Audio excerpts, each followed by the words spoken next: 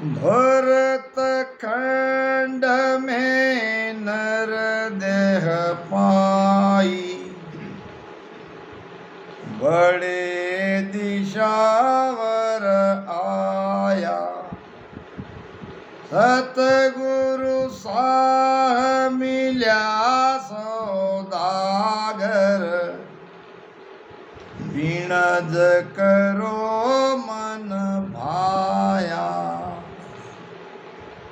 अब जिस व्यापार में धंधे में नफा ही नफा मिलता है, नफा ही नफा मिलता है, क्योंकि आपकी दुकान ऐसी जगह आपको मिली है जहां भीड़ है, लोगों को आने में कोई परेशानी नहीं है और दुकान में आपका माल भी बहुत है, तो ग्राहकी की कोई कमी नहीं है।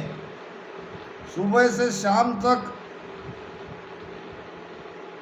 ग्राहकी हो रही है, तो जब शाम को आप जाओगे तो गल्ले में तो पैसा ही पैसा पाओगे ना, क्योंकि दुकान ही आपकी ऐसी जगह है कि जहां चलना ही चलना है। तो जब किसी व्यापारी को ऐसी अनुकूल स्थिति मिलती है तो देखते ही देखते वो रईस बन जाएगा। घर, मकान, गाड़ियां, बैंक बैलेंस सब उसके दिखेंगे कि नहीं, क्योंकि उसका धंधा ही वैसा चल रहा है। अब ये तो हुआ बाहर का प्रमाण, अब हमारे साथ भी ऐसा ही होना चाहिए, क्योंकि हमको भरत खंड में मनुष्य शरीर मिला है, यानी हमें भी बहुत बढ़िया जगह हमारी दुकान हमको सबको मिली हुई है और हमारे पास माल भी बहुत है। सबके पास 77 करोड़ 76 लाख स्वासा है, माल भी बहुत है और हमको धंधे का गुरु सिखाने वाला, यानी धंधा कैसे करे ये सिखाने वाला सदगुरु भी मिले हैं। भजन बताने वाले, भेद बताने वाले, ऐसे बैठो, ऐसे करो, और आपके साथ में वो बैठ रहे हैं, आपको लेके बैठ रहे हैं। जहाँ जहाँ आपको कहीं शंका है वो शंका का समाधान कर रहे हैं। तो सारी स्थिति अनुकूल है। अब क्या करना है? अब केवल सुमिरन तो करना है। सुमिरन करो और देखो आपका गल्ला कितने धन से भरता कि नहीं भरता, कितनी कमाई आपकी होती है, इसका कोई वार पार नहीं है। सतगुरु साह मिल्या सौदागर, बिनज करो मन भाया। जितना मन आपका लगे उतनी देर तक राम राम करो, कोई उठाने वाला नहीं है, कोई फिक्र मत करो। कुछ भी कोई कहे, वैसे एक बात ये भी कह दूं, भजन करने वाले को प्रारंभ में तकलीफ होती है, वो भी उसकी परीक्षा के लिए। जैसे जैसे वो उसमें दृढ़ होता जाता है, गाढ़ा होता जाता है, फिर सारी बाधाएं हटने लगती है, प्रतिकूल परिस्थिति अनुकूल होने लगती है। क्यों? कि ये है कृपा। दया में कृपा में बहुत अंतर है। दया का मतलब क्या है?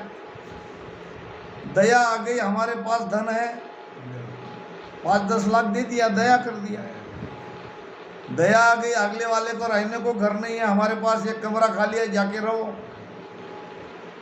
मगर कृपा ऐसी नहीं है। दया को, कृपा को समझना पड़ेगा। दया और कृपा में भेद है।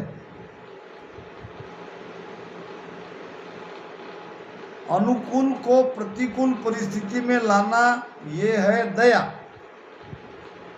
और प्रतिकूल से अनुकूल परिस्थिति में लाना ये है कृपा। चारों तरफ से बाधाएं बाधा है और हम निर्भयता से राम भजन कर रहे हैं और हमारे अंदर वो भाव भी हमारा जबरदस्त है, तो फिर सारी प्रतिकूल परिस्थितियां आपके अनुकूल होगी। एक हिरण का बच्चा था और एक व्याध शिकारी कुत्ता और जाला लेके उस हिरन को, बच्चे को पकड़ने के लिए उसने सारी प्लानिंग तैयार की। एक तरफ बाण लेके वो खड़ा रहा शिकारी, सामने की दिशा में था उसका कुत्ता, शिकारी कुत्ता, साधारण कुत्ता नहीं। साधारण कुत्ते में शिकारी कुत्ते में बहुत अंतर है। शिकारी कुत्ता को केवल एक बार बोलने की देरी है, वो मरते दम तक शिकार के पीछे लगेगा, जब तक उसको नहीं पकड़ेगा नहीं छोड़ेगा उसको। और एक तरफ उसने आग लगा दी, एक तरफ स्वयं खड़ा रहा, एक तरफ कुत्ता सामने रखा, इस साइड में आग लगा दी और इधर में कुछ न कुछ रख दिया, काटा कहो या और कुछ रहो। चारों तरफ से उस बच्चे को घेर लिया और वो बेचारा निकलने के लिए रास्ता ढूंढ रहा। इधर से जाए तो भी काल, उधर भी काल, इधर भी काल, इधर भी काल। अब करे तो क्या करे? जब चारों तरफ से काल हमको घेर लेता है तब याद आता है परमात्मा, और तब उसको हम हृदय से भजते हैं, मन से नहीं। तब तो हमारी अंतरात्मा उसको पुकारती है। जब अंतरात्मा पुकारती है तो प्रभु दया भी करते हैं। उस हिरण के बच्चे ने परमात्मा को पुकारा और परमात्मा की दया बरसी। सारी स्थिति प्रतिकूल थी, एक झटके में सब अनुकूल हो गई। अब क्या किया? शिकारी के पैर में एक काला नाग आ गया, उसने किया उसको दंश। अब बाण मार रहा था, वो बाण हिरण को न लग के कुत्ते के मुंह में चला गया। यहाँ शिकारी मर गया, वहाँ कुत्ता मर गया। और ऐसी हवा, बहुत जोरदार तेज हवा चलने से जो आग लगी थी, आग की दिशा बदल गई, आग बुझ गई और हवा के झोंके से जो वहाँ लगाया था उसने बाढ़, वो सारे उड़ के चले गए। एक ही झटके में सारी परिस्थितियाँ अनुकूल हो गई। तो ये है गुरु महाराज की कृपा।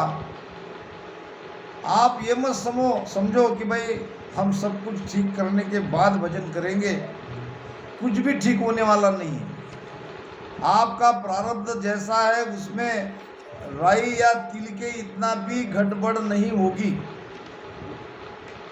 साईं रखे जहाँ हंस रेवे, जहाँ भेजे तहाँ जावे। क्योंकि ये जो प्रारब्ध हमें मिला है हमारे कारण, हमारे कर्मों के कारण मिला है। जैसे है, जिस स्थिति में है उस स्थिति में आनंद से रहना सीखो। यही है संतोष। शील साच संतोष, ज्ञान बिन भरम न जावे। भरम को दूर करने के लिए चार चीज चाहिए। पहले तो शीलवान, शीलवान सबसे बड़ा, सब रत्नन की खान। शीलवान सबसे बड़ा है और शील सबसे महंगा रत्न है। और दूसरा संतोष। संतोष का अर्थ है जिस स्थिति में मुझे राम जी ने रखा है वो मेरे लिए बहुत बढ़िया है, बहुत उत्तम है।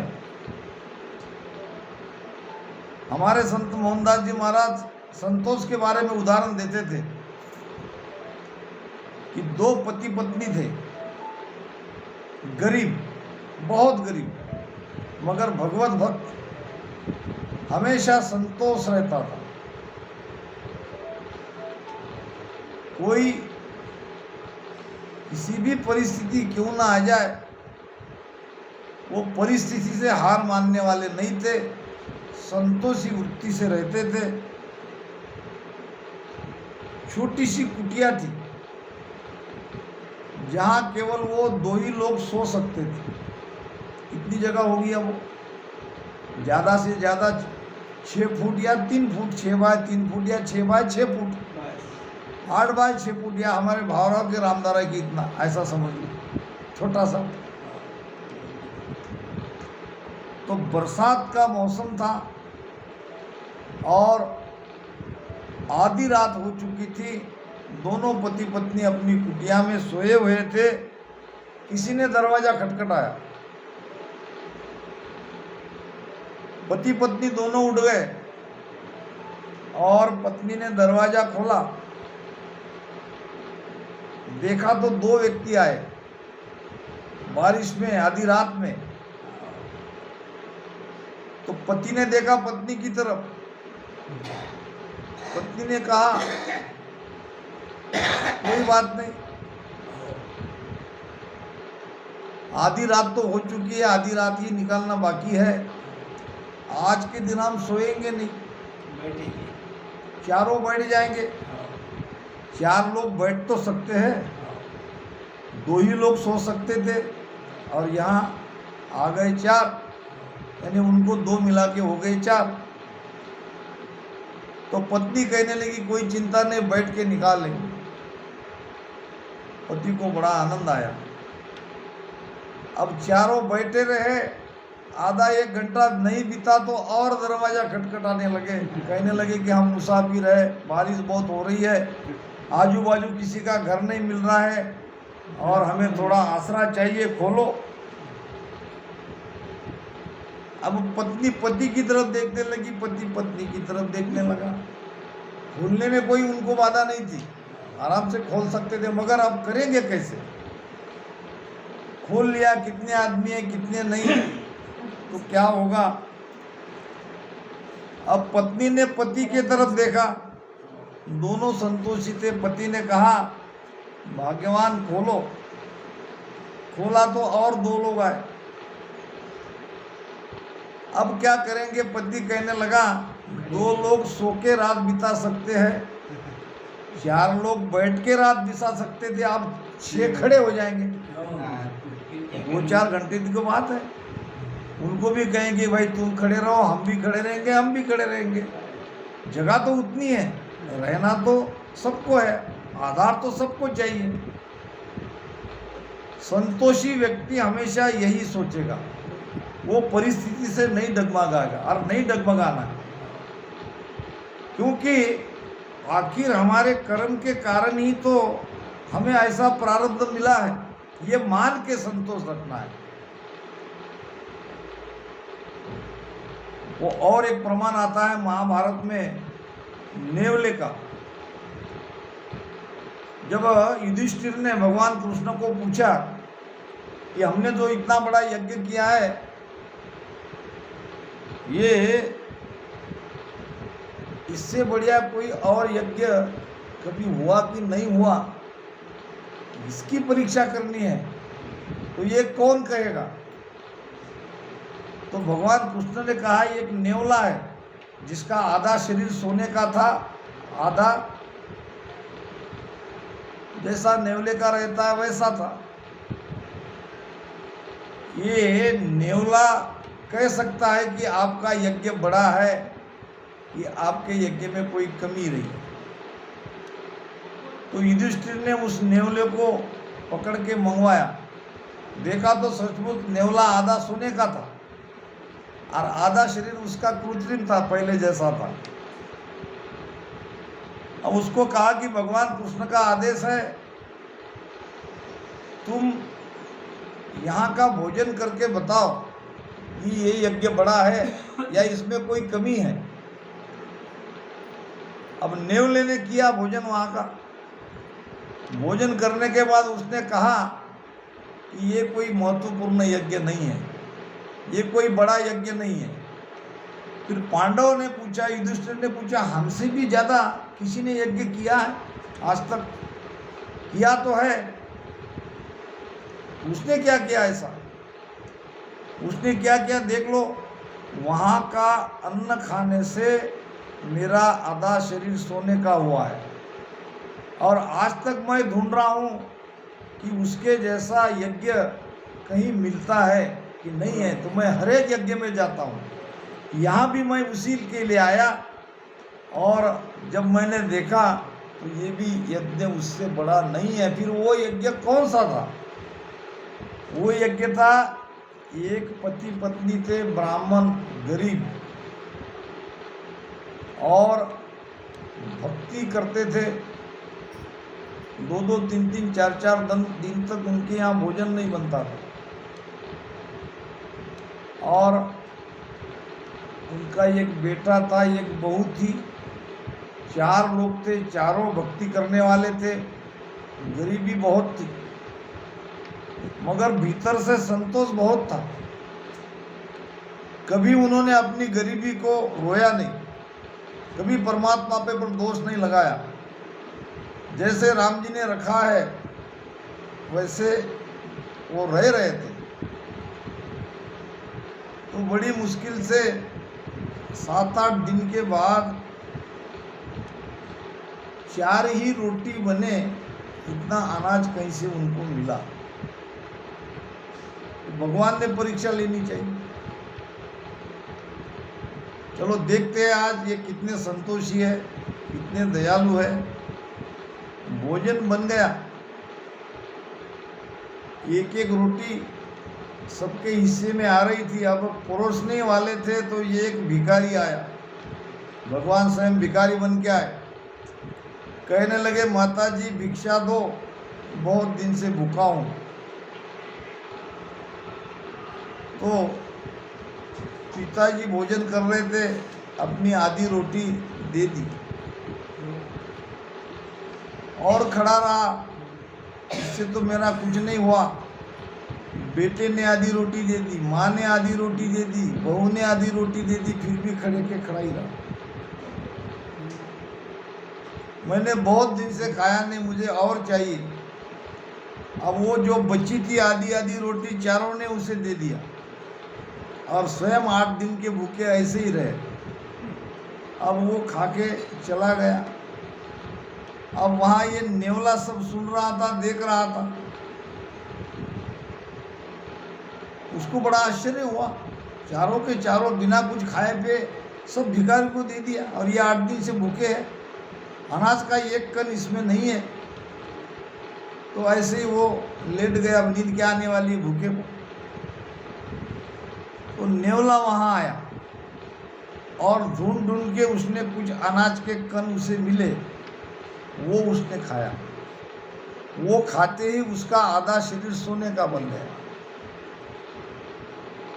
नेवले ने कहा, युधिष्ठिर आप कितना भी बड़ा क्यों नहीं यज्ञ करो, उस ब्राह्मण के जैसा यज्ञ आपका नहीं हुआ है। तो कहने का मतलब संतोषी वृत्ति ऐसी ही होती है। शील साथ संतोष, ज्ञान बिन मरम न जावे। ज्ञान तो चाहिए ही चाहिए, और ये सदगुरु सुखराम जी महाराज का निर्भय ज्ञान है, सच्चा ज्ञान है। सच्चे ज्ञान की सत्संग जहाँ होती है वहाँ जाएंगे, और शीलवंत से, शीलपना धारण करने से राम जी का भजन करेंगे, संतोषी वृत्ति रखेंगे, तो कृपा जरूर होगी। इन्हीं दिशावर सब संत आया, आ मानव देहि पाई। सतगुरु हाट राम धन बिन जा, देखो सफल कमाई। इन्हीं दिशाओं, इसी देश में, इसी भरत खंड में सब संत आया। दाता दरियाव जी महाराज, सदगुरु सुखराम जी महाराज, सदगुरु किशनदास जी महाराज, हमारे सारे संत इसी भरत भूमि में आए। इन्हीं दिशावर सब संत आया, आ मानव देहि पाई। उनको भी हमारे जैसा शरीर मिला, वो भी हमारे जैसा घर गृहस्थी परिवार वाले थे, सारी जिम्मेदारियां उन्होंने अपनी निभाई, फिर भी आज उनकी महिमा होती है। आपकी भी महिमा होगी अगर आपने इस चीज को समझ लिया, मानव शरीर के महत्व को समझ लिया। तो हे शिष्यतम, हम एक ही एक बाप को पूत, महाराज ने कहा है। हे शिष्य, मैं और आप एक ही है, एक ही बाप के पूत है। तुम्हारी जैसी, तुम जैसे पैदा हुए वैसे मैं भी पैदा हूँ। माया ब्रह्म से सबकी उत्पत्ति है। हम भी माया ब्रह्म से आए, हमारे भी माता पिता थे। महाराज ने जो शरीर में प्रवेश किया उस शरीर के भी माता पिता थे। माया ब्रह्म से सबकी उत्पत्ति थी। इस तरह तो हम सब एक ही है, संत और हम। मोतो में बलसार को नकचक एक ही सू। नक से चक तक बल सरीका है। बल किसका है? श्वासा का। क्या महाराज को 77 करोड़ 76 लाख श्वासा ही मिली या उससे ज्यादा मिली? उतनी ही मिली। महाराज भी 21,600 श्वासा ही रोज लेते थे और हम भी उतनी ले रहे हैं। फिर समानता तो है। चलो, उनको बहुत ज्यादा मिली इसलिए उन्होंने ज्यादा भजन किया, हमको कम मिली इसलिए हम कम भजन कर रहे हैं, ऐसा तो नहीं है। मोतों में बलसार को नकचक एक ही सूत। नकचक एक ही सूत, इदक मुंह में आ हुई। इदक नाम ज्यादा। ज्यादा क्या था? हमारे और गुरु महाराज के बीच में अंतर क्या था? पूर्ण पद प्रताप सदगुरु बख्शो मोई। मेरे गुरुदेव ने अपना सारा प्रताप, अपनी सारी सत्ता मेरे अंदर डाल दी, क्योंकि मैंने गुरुदेव को तन मन धन पूरी तरह से समर्पित कर दिया। संसार से मैंने वैराग ले लिया, संसार से कोई मोह मेरा नहीं रहा। और तब गुरुदेव ने कृपा करके वो सारी सत्ता मेरे अंदर डाल दी। और जोर किया माने नहीं तुम संग पाचू भूत। ये पंचभौतिक शरीर, इसका मोह तुमको है। तुम शरीर से अलग नहीं हो रहे हो। शरीर से अलग होना चाहिए, अब उसमें तुम अटके हो। शरीर का मोह है, शरीर के रिश्ते का मोह है, संसार का मोह है, जगत का मोह है। माया में फंसे हो, फिर कैसे कल्याण होगा? तुम निकलना ही नहीं चाहते हो बंधन से, तो कोई तुमको कैसे निकाल सकता है? इतना सब कुछ सुनने के बाद भी हम केवल एक ही चीज पे लाला के जोर देते हैं, भजन पे। अरे भजन तो करना ही पड़ेगा, साथ में ये भी तो करना पड़ेगा। कुछ कुछ बातें जो त्यागने योग्य है उसको तो त्यागना पड़ेगा। कुछ कुछ धारण करने योग्य है वो धारण करना पड़ेगा। भजन ऐसे थोड़ी बढ़ेगा। भजन बढ़ाने के लिए आपको एक तो ये जो संसार का व्याप है इसको कम करना पड़ेगा। जितना आप व्याप बढ़ाओगे उतना ज्यादा उलझोगे, ज्यादा गहरे माया में फंसोगे। अपनी जरूरतें कम करो, व्याप मत बढ़ाओ।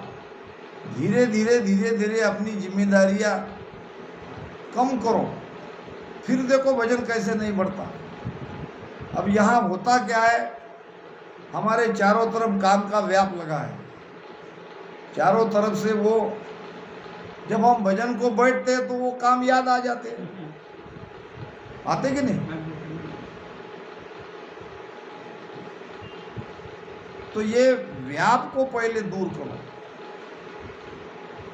एक आदमी खटिया पे सोया था उल्टा, और ऐसे हाथ पर हिला रहा था, पैर भी हिला रहा था, हाथ भी हिला रहा था। एक मित्र आया, कहने लगा ये क्या कर रहे हो?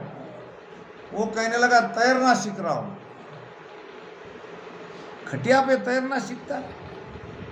नहीं नहीं, पहले मैं तैरना सीख जाऊं फिर पानी में जाऊं। तो मित्र ने कहा ये बहुत भूल कर रहे हो, तुम जिंदगी भर यहाँ हाथ पैर हिलाते रहोगे, तैरना नहीं सीख पाओगे। फिर क्या करना पड़ेगा? आपको पानी में जाना पड़ेगा और पानी में जाके हाथ पैर हिलना पड़ेगा। मित्र ने कहा नहीं, पहले मैं तैरना सीख लूँ फिर पानी में जाऊंगा। तो वो कहने लगा ऐसा हो ही नहीं सकता, आपको पानी में ही कूदना पड़ेगा और किसी तैराक के सहारे कूदना पड़ेगा, तब आप धीरे धीरे तैरना सीखोगे। नहीं तो जिंदगी भर खटिया पे उल्टा सो के हाथ पैर हिलाते रहोगे, कभी तैरना नहीं सीखोगे। हम भी ये सोचते हैं कि अभी बच्चे छोटे हैं, थोड़ा बड़ा होने दो, फिर भजन ही करेंगे, फिर संगत ही करेंगे, बाकी कुछ नहीं काम करेंगे। फिर बच्चे बड़े हो जाते हैं, लड़कियां बड़ी हो जाती है, फिर कहते हैं कि भाई इनकी शादी कर दे। शादी के बाद फिर भजन ही करेंगे, फिर कुछ काम ही नहीं करेंगे। अब शादी भी हो गई, बहू भी आ गई और बेटी भी चली गई,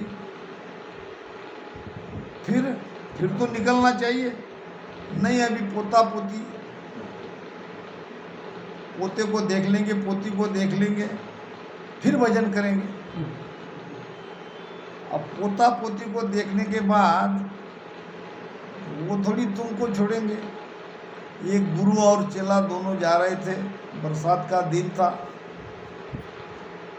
नदी में बाढ़ आ गई थी, दोनों तट पूरे भरे थे और चेले की नज़र पानी में एक बहती चीज पर पड़ी। चेले ने गुरु को पूछा, गुरु महाराज मुझे लगता है कोई ऊनी ब्लैंकेट तैर रही है,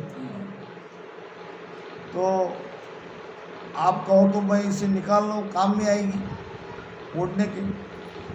गुरु महाराज ने कहा ऐसे झंझट में मत पड़ो, चलो। शिष्य माना नहीं, गुरु के ना कहने पर भी कूद गया और जल्दी उस वस्तु तक पहुंच गया। अब गुरु महाराज ने देखा चेला तो चला गया नदी में, देखा तो वो वस्तु के पकड़ रहा था। अब गुरु ने आवाज लगाई, बेटा चलो, अगर वो नहीं संभाली जा रही है तो उसे छोड़ दो, तुम निकलो, टाइम हो रहा है। चेले ने कहा, गुरु महाराज मैं तो इसे कब का छोड़ देना चाहता हूँ, मगर ये वस्तु मुझे नहीं छोड़ रही, अब क्या करूँ? मैंने तुम्हें पहले ही कहा था लोभ में पड़ो मत। अब क्या है वो, देखा तो वो था भालू, वो कोई ब्लैंकेट थोड़ी थी, भालू था और बह के जा रहा था और ये ब्लैंकेट समझ के उस पर कूद गया उसको पकड़ने के लिए। अब ये समझ में तो आ गया ये तो भालू है, छूटने का प्रयास भी बहुत किया मगर भालू छोड़े नहीं। अब गुरु महाराज उधर से चिल्ला रहे कि चलो छोड़ो उसको, वो कहना मैं तो छोड़ देता हूँ मगर वो नहीं छोड़ो। फिर पोता पोती बड़े हो जाने के बाद वो आपको नहीं छोड़ते, आप कितना भी उसको छोड़ने की कोशिश क्यों न करो। ये मोह बहुत खतरनाक है। ये काम, क्रोध, लोभ, मोह, अहंकार में सबसे बड़ा अगर कोई शत्रु है तो ये लोभ और मोह है। लोभ का अंत नहीं, मोह की मर्यादा नहीं। काम को छोड़ सकता है, क्रोध को छोड़ सकता है, अहम को छोड़ सकता है, मगर ये लोभ को छोड़ना और मोह को छोड़ना बड़ा कठिन है। इसीलिए महाराज ने अपने एक भजन में इस मोह के बारे में कहा है, ध्यान से उसको हमको समझना चाहिए। महाराज फरमाते हैं, मोह का बंधन सावड़ा सबड़ी कर मारी फो। मोह का बंधन सावड़ा सबड़ी कर मारी फो। काम कटक बारी गणो करड़ी नारी दी मोर। काम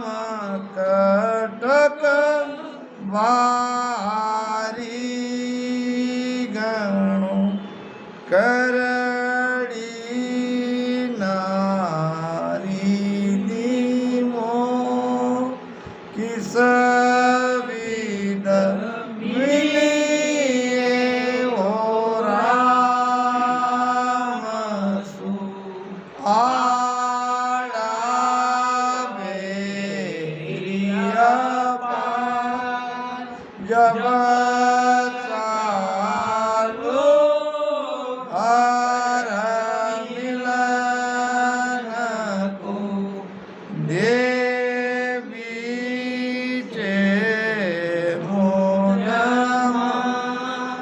अपार बैरी है और अनंत है। राम जी और हमारे के बीच में एक सदगुरु ही है जो हमें पार लगा सकते हैं। सदगुरु हाट राम धन बिनिया। सदगुरु ने जो हाट मांडी है, जो बाजार मांडा है, जो भक्ति का ये बाग लगाया है, उसमें जाके उनके सानिध्य में रह के ये राम नाम रूपी धन का व्यापार करो। भजन सदगुरु के साथ करना चाहिए। सादा संग ज्ञान सुन लीजिए, इमरत नाम निशोती लीजिए। क्योंकि वहाँ वो जो ऊर्जा रहती है वो ऊर्जा बहुत पॉजिटिव होती है। घर में अकेले भजन करना और सब संतों के साथ भजन करना, इसमें बहुत अंतर है। घर में भी भजन करते हो तो एक ही जगह करो, घर के आसन को मत बदलाओ। कहीं एक जगह जहाँ वाणी जी महाराज विराजमान है उसी जगह बैठ के भजन करो, क्योंकि वहाँ निगेटिव ऊर्जा नहीं है। बहुत जल्दी आपका मन लग जाएगा। और सत्संग में तो भजन करना ही करना है। किसी ने भजन के लिए आपको कहा भी नहीं है तो भजन करते रहना है, क्योंकि यहाँ सब पॉजिटिव ऊर्जा है। यहाँ बहुत जल्दी मन लग जाता है। तो सदगुरु के सानिध्य में ये राम नाम का धन का व्यापार करो, देखो सफल कमाई। देखो आपकी कमाई सफल हुई कि नहीं। भीतर में देखो आप आनंद से भरे कि नहीं।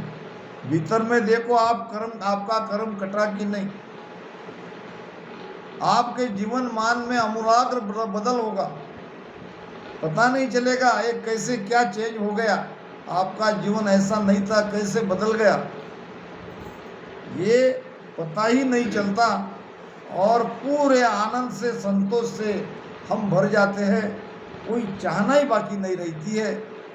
चाह गई चिंता मिटी मनवा बेपरवाह। जिसकी कोई चाहना ही नहीं है उसको काहे की चिंता।